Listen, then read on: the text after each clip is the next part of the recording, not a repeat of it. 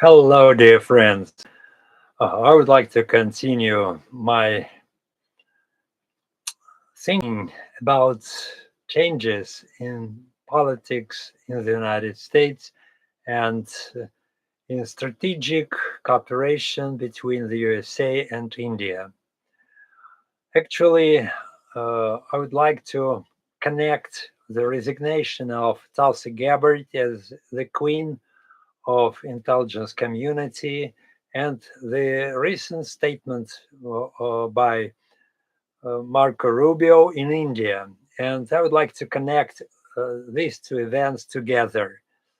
Let's start listening these thoughts of mine. Gabbord is out of Trump's narrow circle and Rubio is in India.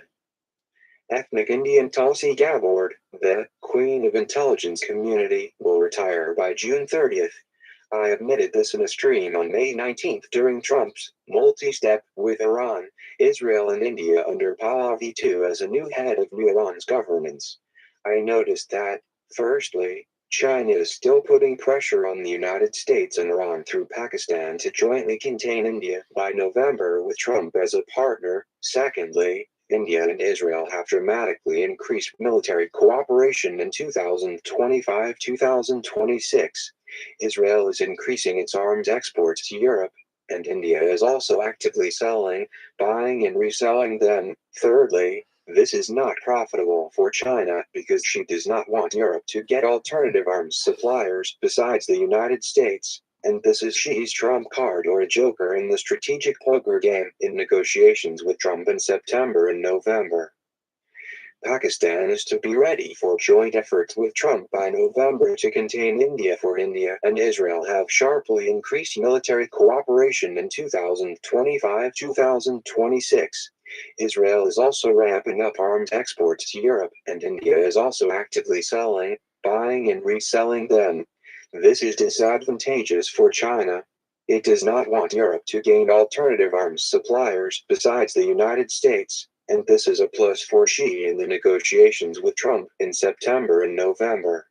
Trump quite rigidly controls the intelligence community and the armed forces through his inner narrow circle. Under the Democrats, many ethnic Indians had accumulated in key positions there, who are theoretically capable of sabotaging Trump's policy, not in India's favor. Before the spring events in Iran, India's rapprochement with the US was overseen by Vance, and India's refusal to cooperate with Trump on Iran weakened Vance's influence inside and outside the United States. Now he is the main one for catching crooks in the USA. It seems that the ethnic witch hunt coming from India does not sit well with him, given his Indian wife. These are some other ethnic Hindus in the Trump's narrow circle: Kash Patel, Tulsi Gabbard and some others to be dismissed. On May 19th, I rose delicately. So far, there are no real signs of ethnic betrayal against Trump. But for the electoral masses in a country that is waging war, anyone with strong ethnic ties abroad automatically falls under additional control. And Trump is conducting a tough personal selection process for his entourage, taking this into account. So, Tulsi Gabbard seems to become the first to go through ethnic cleansing, because she still had no real military experience. Tulsi was just a military medic in Iraq and comforted wounded and depressed soldiers as a Krishna woman. Kash Patel himself may resign after her, since he has a big grudge on the Hill for wiretapping senators and congressmen.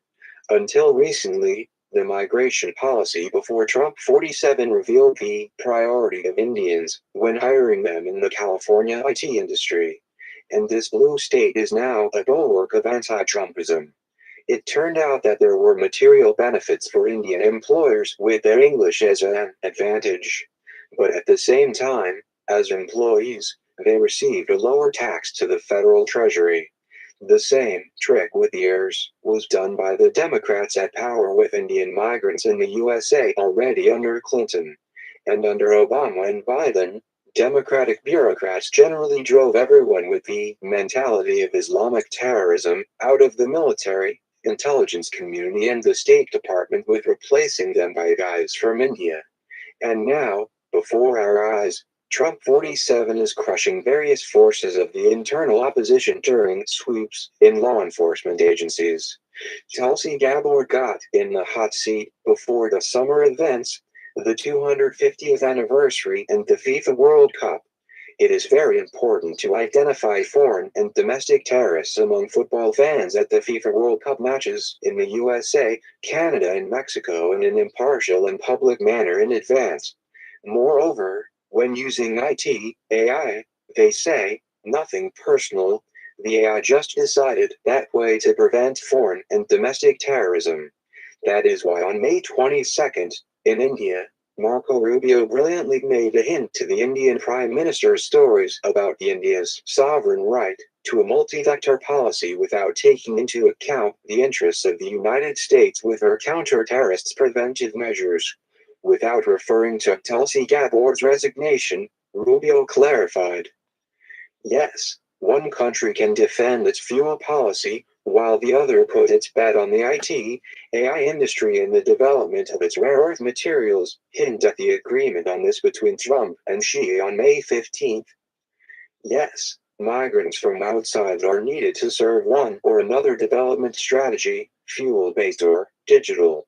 Previously, digital migrants, they were taken from India, the former USSR and Israel to Silicon Valley, on the cheap.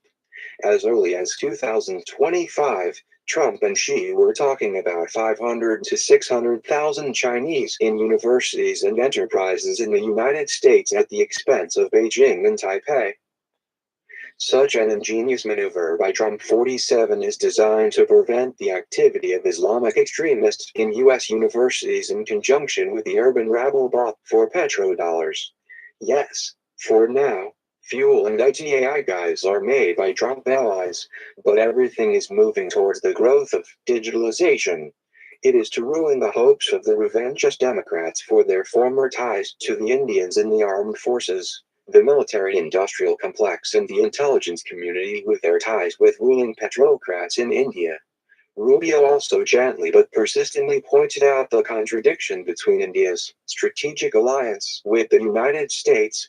Trump is withdrawing his military strategic umbrella over Europe after its abandonment of the blockade of the Strait of Hormuz, and India and Israel, on the contrary, are rushing to Europe with their nuclear missile weapons, allegedly at Zelensky's request. They say, for his help in the war for peace in Europe for €90 billion. It was Talsi Gabbard who overlooked these changes in Indian politics. That's why Trump dismissed her at her request to take care of her sick husband. Marco Rubio hinted at the rottenness of the strategic alliance with India. In Europe and in relations with Pakistan and China, India sells her sovereignty too easily to militarists and terrorists. The hierarchs and the military. Part 2. In the first part, the political genetics of relations between oligarchs and the military and outside the Russian Federation. Sorry, it's another block. Okay, you've got what I wanted to say. China, India, and Pakistan are now actors in the game of Donald Trump in Iran. And they have their own interests, and these interests were crossed on the figure of Talsi Gabbard, to my mind. So let's see what comes later on. So that's all, guys. I'm waiting for your reply, your piece of advices, and whatever you want.